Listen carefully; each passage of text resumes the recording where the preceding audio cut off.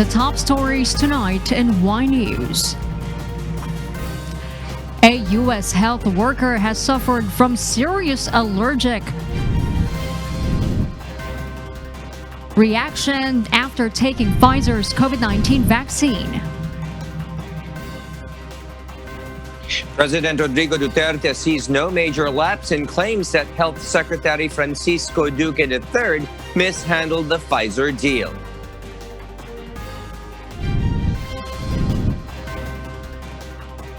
The Department of Health warned that new coronavirus disease cases in the National Capital Region could reach up to 4,000 daily. Government assures to manage COVID-19 testing for expected surge of returning overseas Filipino workers. The Department of Labor and Employment proposes 6,000 pesos monthly salary for domestic workers.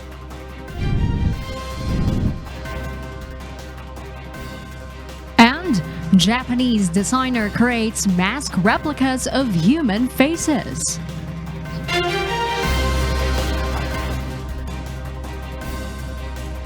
Good evening, Philippines and the world. Today is Thursday, December 17, 2020. I am Harleen Delgado.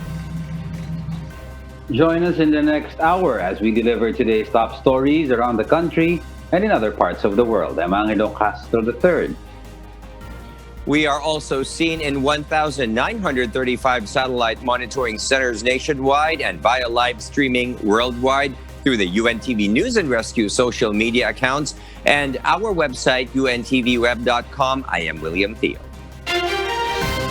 First in the news, as COVID-19 vaccines begin to roll out to more people, health authorities are on the lookout for unexpected side effects on recipients of the approved COVID-19 vaccines, despite extensive studies on these vaccines suggesting there are no major safety risks.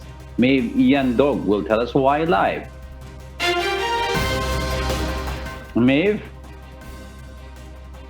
Diego, doctors remain alert for the safety of COVID-19 vaccine recipients as a health worker in the United States suffered an allergic reaction yesterday after receiving a shot made by Pfizer and BioNTech following two similar cases reported in Britain last week.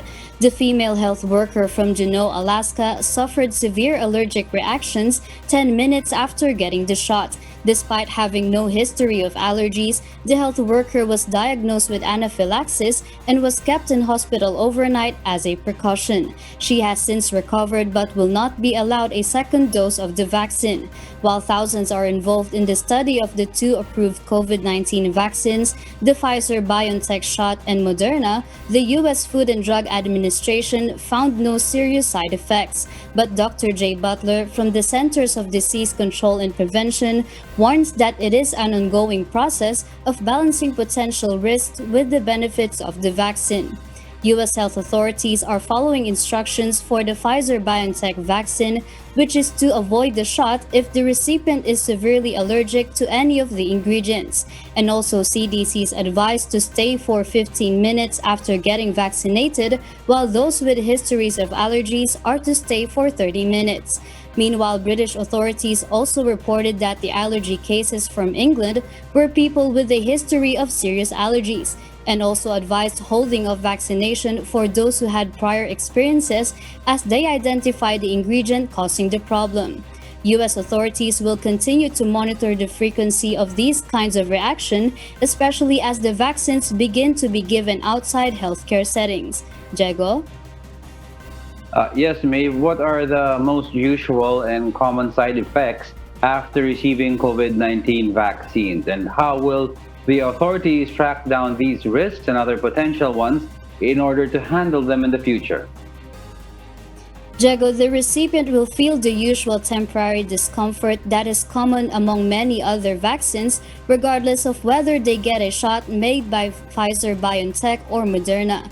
This includes a sore arm, fever and flu-like symptoms, fatigue, aches, chills, and a headache that all last about a day, which are also all signs that the immune system is revved up.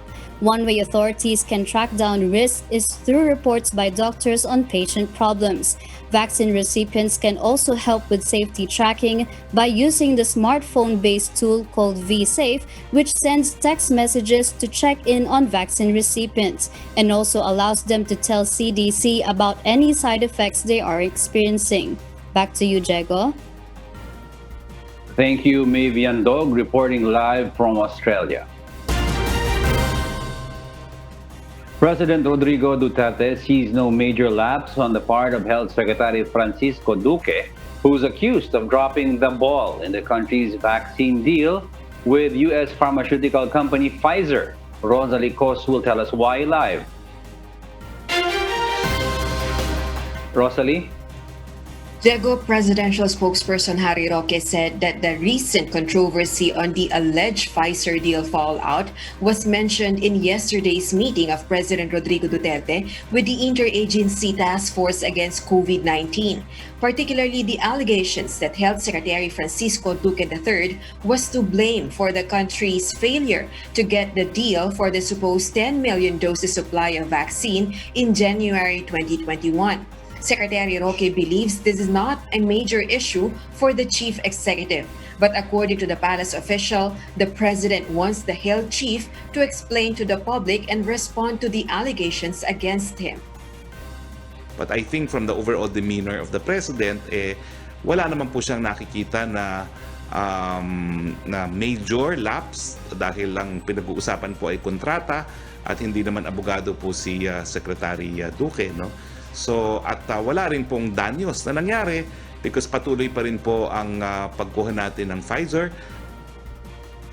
Senator Panfilo Lacson said it was Health Secretary Duque who mishandled the deal for not submitting the necessary documentary requirements to secure the delivery of the vaccine. This following the tweet of Foreign Affairs Secretary Teddy Locsin about someone who dropped the ball in negotiations for the Pfizer vaccine after he and Philippine Ambassador Babes Romualdez talked to U.S. Secretary of State Mike Pompeo. Meanwhile, Secretary Roque insisted this issue will not affect the country's efforts to look for COVID-19 vaccine supply. He added it is Secretary Galvez who will be accountable to the president when it comes to the vaccination program of the country.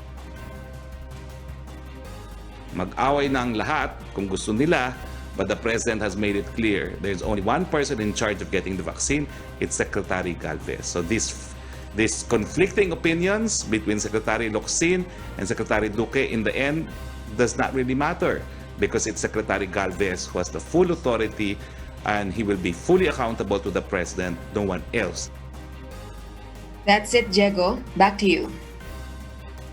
Thank you, Rosalie Cos, reporting live. Meanwhile, the Department of Health warned that new coronavirus disease cases in the National Capital Region could reach up to 4,000 daily during and after the holiday season if necessary interventions will not be properly implemented. Aiko Miguel explains why.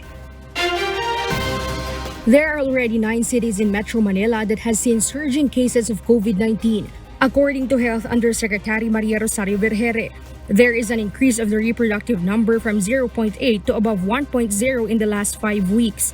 This means a COVID-19 positive can infect more than one person. Pero nakikita na ho natin na ang mga kaso ay tumataas na sa iba't ibang bahagi ng ating bansa. Kung hindi man tumataas sa kanilang mga lugar, meron hong mga areas na nag-plateau na po ang kanilang pagbaba ng kaso. So ibig sabihin, sinasabi ng ating mga eksperto, ito ay something that would be risky because maari nang tumaas eventually in the coming days kung hindi natin mapipigilan ang mga ganitong practices ng ating kababayan. Based on definition, scientific definition, yung surge, wala pa talaga. Nagtataas pa lang ang ating mga kaso. Pero ayaw na natin dumating doon. Region 1, 2, and Cordillera Administrative Region has also an increase of COVID-19 cases.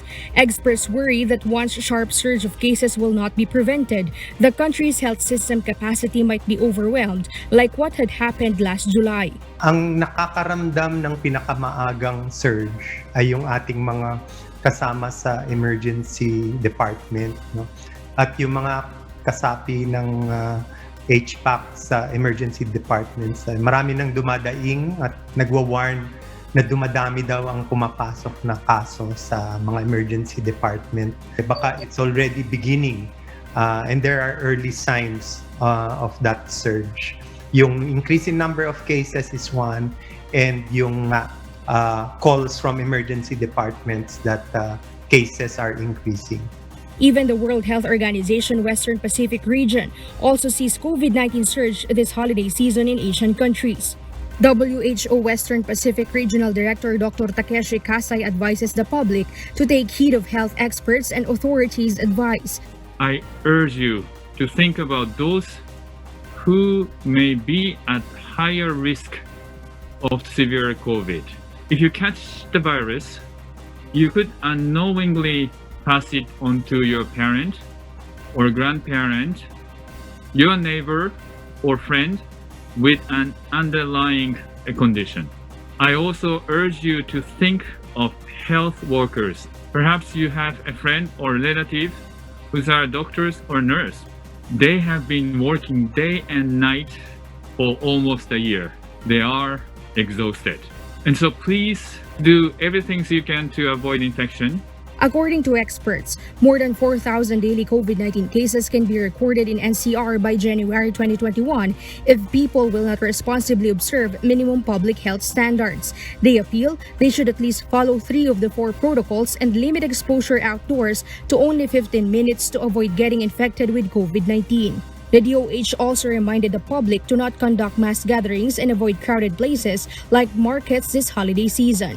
Huwag natin hayaang maging bunsod ng pagkahawaan ang ating pampamilyang selebrasyon.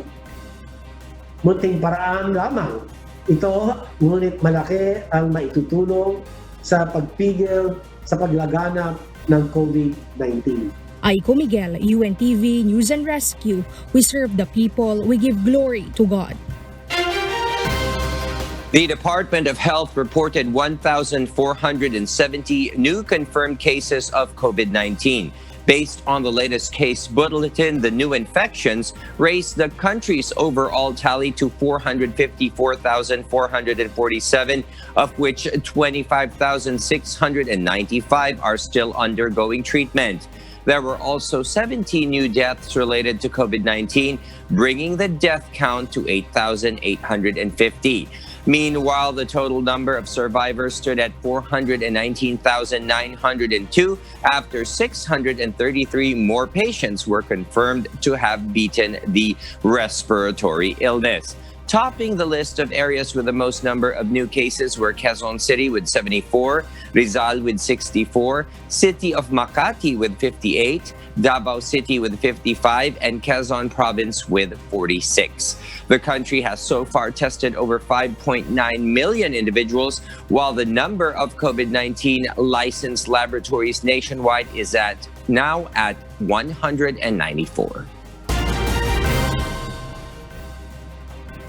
The national government assures that they will be able to manage the COVID-19 testing for thousands of overseas Filipino workers returning to the country this holiday season. Joan Nano tells us why. As holiday season approaches, surge in returning overseas Filipino workers are arriving in Ninoy Aquino International Airport. According to the Office of the Transportation Security, the lead government agency managing the one-stop shop in NAIA, an average of more than 5,000 OFWs are arriving every day in NAIA this December. Earlier today, long queue of OFWs who have received their negative swab testing result are bound to return to their hometowns in provinces as part of the government's Hatid Probinsya program. Despite of the expected surge in returning OFWs, OTS assures that they will be able to manage the testing capacity for these OFWs. In cooperation with the Philippine Coast Guard, manpower in one-stop shop have increased to more than 1,000 in order to accommodate the influx of overseas Filipino workers who need to undergo for the RT-PCR test. Aside from increasing their manpower, according to OTS, the one-stop shop have partnered with 4 laboratories who can process an average of 10,000 swab tests per day and are able to release the test results faster than the usual turnaround time. So nahati-hati ang sinaswab ng 4 na laboratories. Kaya kayang-kaya natin yung pagtitest ng mga specimens dahil itong mga laboratory na ito ay malalaki ang kanilang capacity. At ang kagandahan niyan ay nagkaroon kami ng commitment among these laboratories. Nag-commit sila na 24 hours ilalabas nila ang result at walang lalagpas ng 48 hours. OTS also said that currently there are 21,000 slots available for hotel accommodation for OFWs who needs to be quarantined as they are awaiting for the results of their swab tests. As there is an influx of passengers in the NAIA terminal, especially this holiday season, the authorities are doing all their best to enforce the health and safety protocols. However, they admitted that this is a huge challenge for them because of the limited space in Terminal 2 as it currently undergoes with rehabilitation. May mga instances talaga na nagkakasabay-sabay ang mga pagdating ng mga flights. Sa mga pagkakataong talagang madami ang pasahero, may mga in-identify kami na holding areas. Siyempre, challenge ito dahil hindi mo na makontrol minsan kapag ang mga pasahero ay nagmamadali. So ang approach natin dito ay continuous monitoring and enforcement, pagpapaalala ng mga tao natin sa ground. Airport authorities have designated some marshals and instructed their security personnel to regularly remind the passengers to practice physical distancing and proper wearing of face mask and face shield. Although there are delays and difficulties in complying with the requirements, some OFWs are still grateful that they are now able to get back home and to spend time with their families. Nung dumating, hirap talaga. Pagdating namin, pila doon sa terminal, mag-swab test, fill up sa tapos mag-fill up naman kami uli. Matagal, mahirap. Nagpapasalamat po ma'am na makapiling yung pamilya. Siyempre, masaya magkamayan ko na yung pamilya ko. Kahit mag-quarantine pa ko ng 14 days, okay lang yun. Para safety lang man yun. The Overseas Workers Welfare Administration projects that there are still around 80,000 OFWs who are to be repatriated next year. Joanna, UNTV News and Rescue. We serve the people, we give glory to God. Flag carrier Philippine Airlines or PAL is offering free reverse transcription polymerase chain reaction or RT-PCR tests to Filipino workers returning from the Middle East during the holiday season. In a Facebook post, PAL said land-based overseas Filipino workers or OFW and traveling dependents may avail of the test upon arrival in Manila under the PAL one-stop shop at the Ninoy Aquino International Airport or NAIA Terminal 1. The service covers returning OFWs from Dubai, Doha, Dammam, Riyadh, or Bahrain on December 22, 2020 to January 1, 2021, departing December 21 to 31, 2020. To avail of this free service, PAL advised OFWs to register as early as 3 days before departure via their website. PAL also said sea-based OFWs in these flights will also enjoy free testing under another laboratory testing provider. And for those watching us on YouTube, please click the subscribe button you see on the right side of your screen and ring the bell for notification. You may also follow us on Facebook. An intensified implementation of safety health protocols against COVID-19 was enforced on market goers in the Visoria Market in Manila. But authorities are still appealing to the public to do their part even if there are no enforcers around. Asher Kadapan Jr. explains why. Since the beginning of December, the Binondo Police Station estimates about 500,000 to 700,000 market goers in Divisoria every morning. With the increasing number of people in Divisoria, it is becoming a big challenge to the police force, especially that it has only less than 200 personnel to deploy in the area. So yung kalaban dito, yung criminality and yung virus. So meron tayong pinapakalat, aside from mga big patrollers, mga mobile patrollers, meron din tayong ipinapakalat ng mga kapulisan.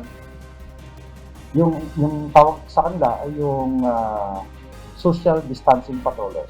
Personnel from the Manila Police District and National Capital Region Police Office have already augmented the police units in Divisoria.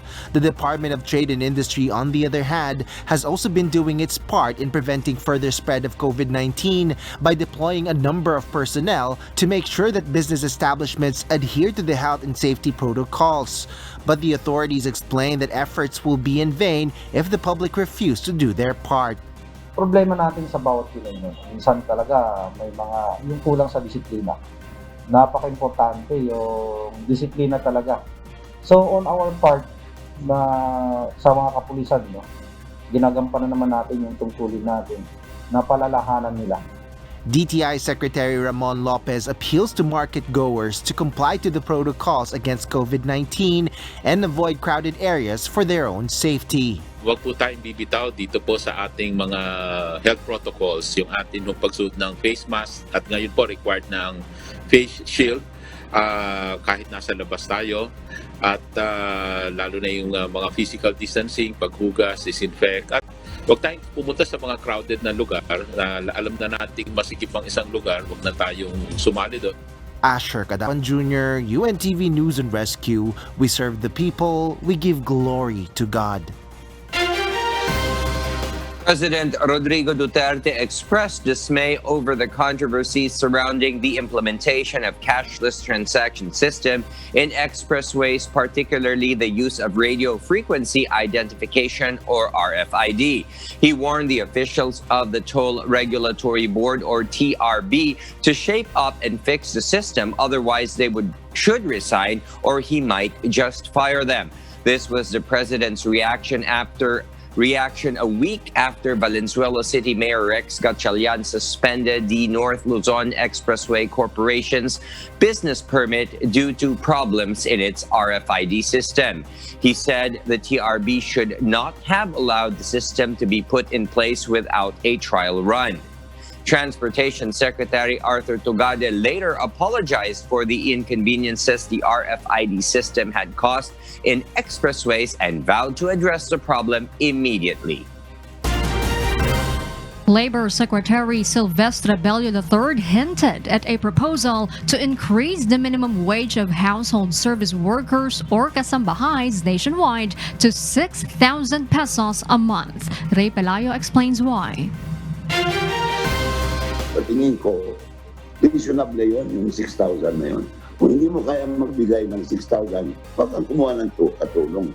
This is the amount of salary for household or domestic workers that Labor Secretary Silvestre Bello III proposes. Based on the data from DOLE, the highest salary of domestic workers are those working in National Capital Region and in the cities and first-class municipalities of Region 7, which has 5,000 pesos monthly. Region 11 has the lowest with 2,000 pesos monthly. Ang gusto ko sana ay pare-pareho.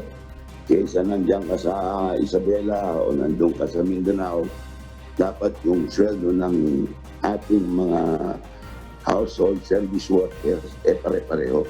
Ilagay natin at 5,000-6,000. Reasonable na yun, di ba? Reasonable. Makapagpaaral na ng anak yun. Based on the Philippine Statistics Survey in 2019, there are 1.4 million domestic workers in the country. Bello said that the National Wage and Productivity Board is in charge of the wage adjustment depending on the region. Benefits of domestic workers should include premiums in PhilHealth, SSS, and Pag-ibig. Ray Pelayo, UNTV News and Rescue. We serve the people. We give glory to God. Human trafficking networks, as with other criminal groups, take advantage of people's vulnerability during a humanitarian crisis such as COVID-19. Dante Amento tells us why.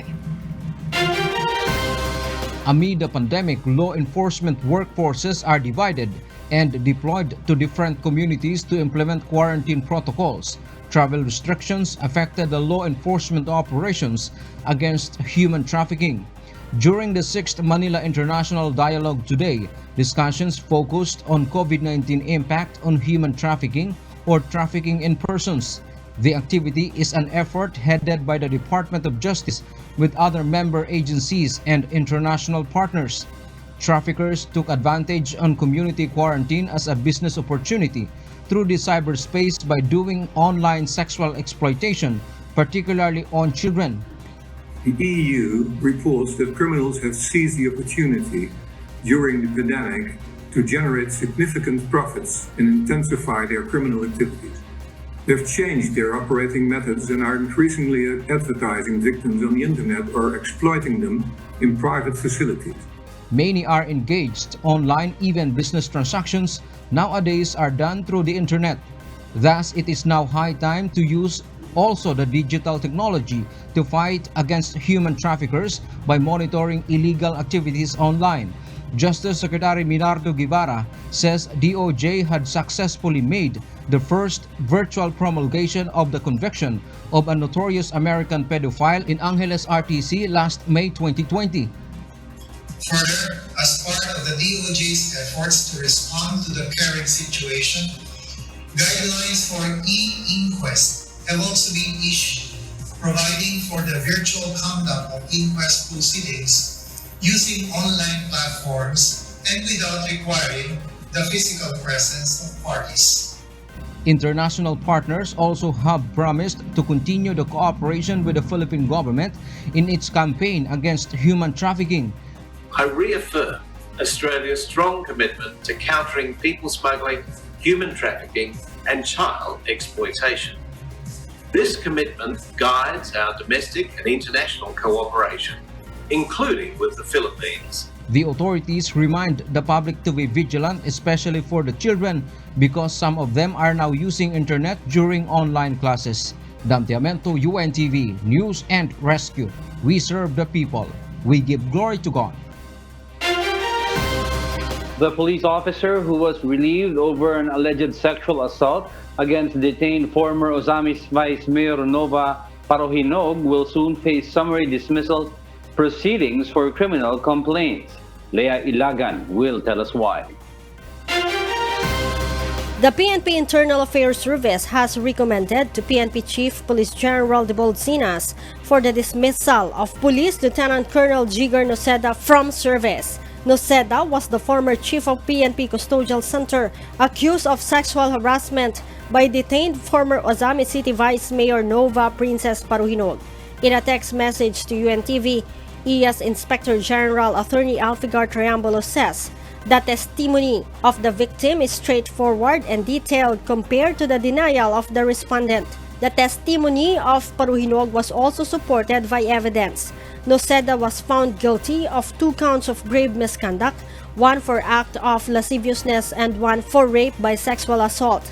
Triambolo adds their recommendation were already submitted to the Directorate for Personnel and Records Management.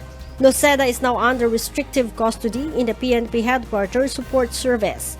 In October, Parohinog's legal counsel, with the assistance of the PNP Women and Children Center, filed rape charges against Noceda, then the chief of the PNP Custodial Center, before the Quezon City Regional Trial Court.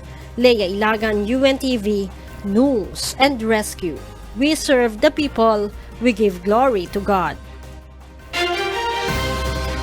And for those watching us on YouTube, please click the subscribe button you see on the right side of your screen and ring the bell for notification. You may also follow us on Facebook.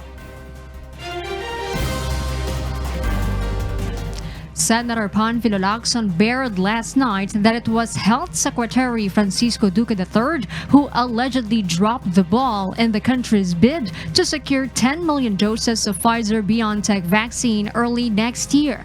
According to Lacson, in his telephone conversation with Philippine Ambassador to the United States Jose Manuel Romualdez, talks between U.S. Secretary of State Mike Pompeo and Foreign Affairs Secretary Teodoro Locsin Jr. started as early as July this year. The country could have secured the delivery of the vaccines as early as January next year, way ahead of Singapore. However, the delivery was supposedly foiled after Secretary Duque failed to work on the confidentiality disclosure agreement. He adds the country's representative of Pfizer was even following up on the submission of the document. And even Finance Secretary Carlos Dominguez had assured Ambassador Romualdez Dutertes and Secretary Locsin that the payment for the vaccine would be made available. In a separate interview, Secretary Duque denies he did not act quickly enough, noting that he exercised caution in studying the agreement. The secretary added there was no 10 million doses of vaccines that were supposedly promised by Pfizer upon the signing of the CDA. Yesterday, Secretary Duque also said that the country are still in talks with various vaccine manufacturers. Tuloy-tuloy lang kami sa mga reviews ng mga conditionalities, yung provisions, and I just wanted to make sure na hindi onerous or disadvantageous to government yung mga provisions. And so I had to refer this to our lawyers, the lawyers of the OST, the lawyers of the Executive Secretary, so that after September 24, on October 20, on the day that this was given to me, submitted to me, I signed it already. So there is no such a thing as somebody dropping the ball. It is really an ongoing negotiation. Ambassador Romualdez also said the delivery of Pfizer-BioNTech vaccines in the country will be only delayed as there were other countries that secured the deal first. Meanwhile, for Senator Francis Pangilinan, if the allegations against Secretary Duque are true, these could be considered gross and inexcusable negligence which violates the Anti-Graft and Corrupt Practices Act. That is why the senator believes the upcoming Senate Committee of the Whole hearing is important to know if the government is ready in the vaccination rollout. And for the news abroad, here's Mariela Toza reporting live from Perth, Australia. Good evening, William. The online resources made by Victorian schools to help students learn from home are now facing deletion. Early Briannas will tell us why live. Yes, Early, please go ahead. Marielle, online learning materials made by Victorian teachers are facing deletion to avoid breaching copyright laws. The exemption to the Commonwealth copyright law was granted to Victorian schools, allowing schools to publish their online learning materials for students during the lockdown period. But then, this exemption that is supposed to end by December 31st was advised by the department that the Commonwealth copyright law now orders the deletion of the learning materials by Friday, the 18th of December. But James Merlino, the Education Minister of Victoria, has extended his efforts by conducting an 11-hour appeal to the Morrison government to allow schools to preserve their created materials for use in the future.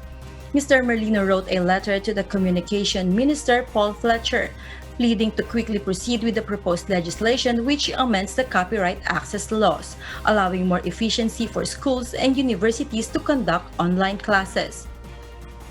These online learning materials consist of recordings of teachers reading books and also online lessons with content derived from school-issued textbooks. Mr. Merlino states that these materials help many students who were stuck at home learning, and teachers have high hopes that they are allowed to retain their resources for students, as if students would revert back to online learning. Teachers and schools would have to create materials from scratch. The leading teacher of Mount Waverly Secondary College, Haley Juro, says that students' access to work was through these online materials, as their physical textbooks were confined in school during the lockdown. Ms. Juro admits that they created hundreds of online learning materials without thinking about the copyright laws at all, but wishes they are able to keep them. Fortunately, schools and universities will face an easing of the teaching load, as Mr. Fletcher's spokesperson stated that the government was committed to the copyright amendments. Marielle?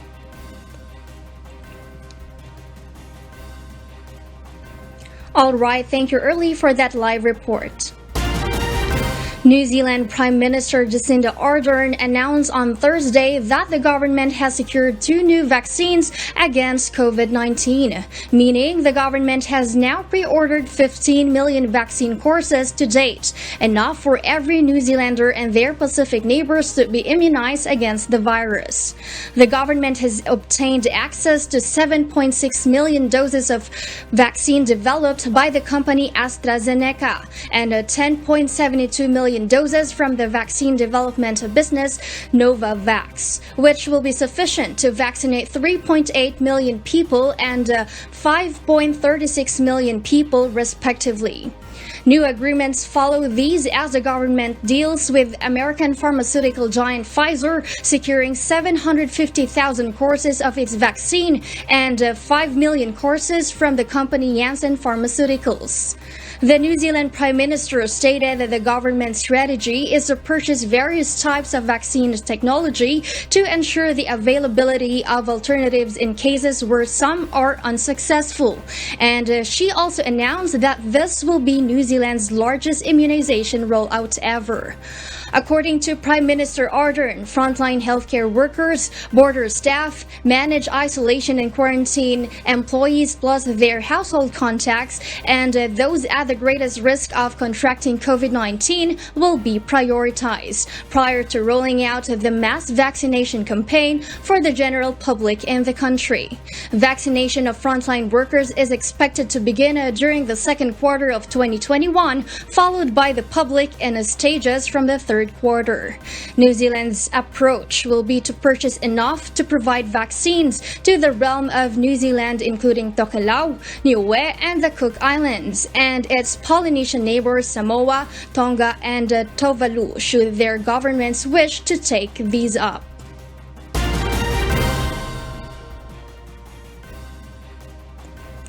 Meanwhile, a Japanese designer creates masks that are lifelike replicas of human faces, but they will not protect from COVID-19. Marvy Delfin will give us the details live. Yes, Marvy, good evening. Marielle, face masks have undoubtedly become a common occurrence around the world in the past year. But while most cover only a fraction of the user's face, Shuhei Okawara has designed a new type of mask that provides complete coverage and lends users someone else's appearance. Mr. Okawara, who had experience in creating theater masks, opened his Tokyo shop named Kamenya Omote in 2014, which specializes in costumes and theatrical wears. This unique mask, which is modeled after Mr. Okawara's own face, is just one of the many hyper-realistic masks his shop produces using 3D printing technology. But the details of the facial scanning process remain a trade secret. Mr. Okawara also modeled masks on real strangers, choosing from more than 100 Japanese adult applicants who sent him their photos for review when he launched the project in October. Okawara pays successful models 40,000 yen for the right to use their faces. The incredibly lifelike mask will be released for public sale in 2021, and it will sell for 98,000 yen or approximately $950 each, as Okawara believes demand for the mask will be high. Because these masks have nose holes, they will not be effective in the prevention of coronavirus. Rather, Mr. Okawara aimed to create his own mask culture intended for cosplay. The mask designer hopes to soon add more versions of the faces, including those not of Japanese descent. Across the ocean, however, China's facial recognition software has increased privacy concerns among Chinese civilians, causing protesters to shield their faces with masks and umbrellas to hide their identity. When Mr. Okawara was asked whether his masks were created in response to the increasing use of facial recognition surveillance, the mask maker replied that his technology was actually being used to increase the accuracy of facial recognition systems. Marielle? All right, thank you, Marvy, for that live report.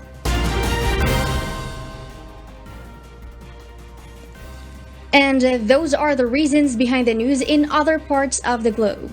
For those watching us on YouTube, please click the subscribe button you see on the right side of your screen and ring the bell for notification. You may also follow us on Facebook. Back to you, William. Thank you, Maria Latosa, reporting live from Australia. And those are the reasons behind the news, December 17, 2020. I am Herlene Delgado. Reasons we deliver to you as they unfold. I'm Angelo Castro III.